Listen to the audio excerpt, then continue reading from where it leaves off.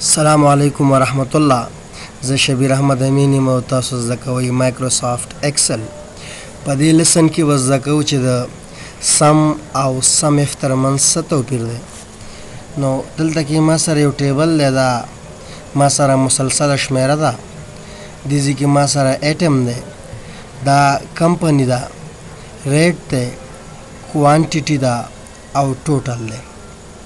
که د مجموعه زر وباسمه نو د کیبورډ نه به مساوي علامه پریس کړم او SUM قوس به شروع کړم او دا ټول به زه دې ځای نه انتخاب کړم او د کیبورډ نه به سمپل انټر پریس کړم.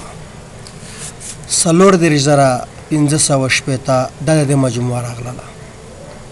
دا زه داسې هم کولی شم که یو سړی وایي چې یاره زه دا فرموله نه زده کوم، نو تاسو به دې ځای کې ودرېږئ او دا اټو سم باندې به کلیک وکئ او د کیبورډ نه به انټر پریس کئ. تاسو له به سیم ځواب راشي 4,500. که یو سړی وایي چې یاره داسې هم پرې نه پوهېږم، نو بیا بله لاره یې دا ده چې دا ټول به تاسو انتخاب کئ. دغه علامه چې کوم ده یا به په دې باندې کلیک وکئ یا به کنټرول کیو باندې تاسو کلیک وکئ. چې کله هم په دې کلیک وکړه دلته کې به راشئ ټوټل ته او دې سم باندې به تاسو کلیک وکئ، نو 4,500 دا به د دې مجموعه ما سره راشي. دا موږ سره د سم فرموله کارو. اوس سم اف څه کار کوي؟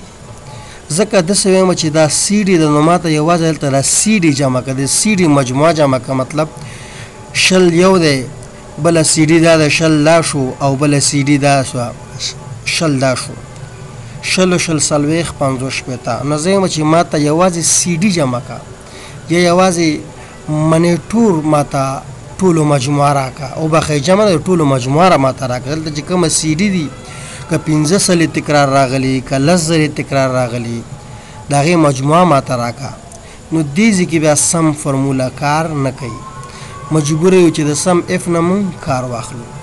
نو سم اف فرموله څنګه اپلای کیږي؟ د کیبورډ نه مساوي علامه پریس کوم او SUM سم اف او بیا به قوس شروع کو او دې ځای کې وګورئ تاسو ما ته وایي چې ته رینچ انتخاب کړه، نو زه به دا رینچ انتخاب کړم او بیا به زه کومه ولګوم، بیا ما ته وایي کریټیریا انتخاب کړه، نو زه به دا کریټیریا هم انتخاب کړم او هغه نه بعد به بیا یوه کامه ولګوم. ما ته وایي سم رینچ دا انتخاب کړه، زه به بیا سم رینچ هم انتخاب کړم او د کیبورډ نه به انټر پریس کړم.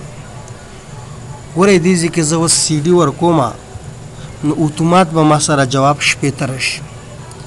که زه منیټور ورکم یا ریم ورکم او د کیبورډ نه انټر پریس کړم نو ما ته وایي چې 4,500.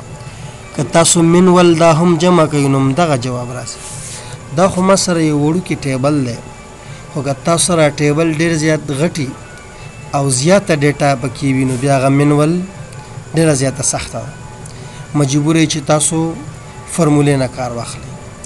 نو د سم او سم اف ترمنځ دا توپیر و. خدای دې وکړي چې تاسو پرې پوه شوي اوسئ.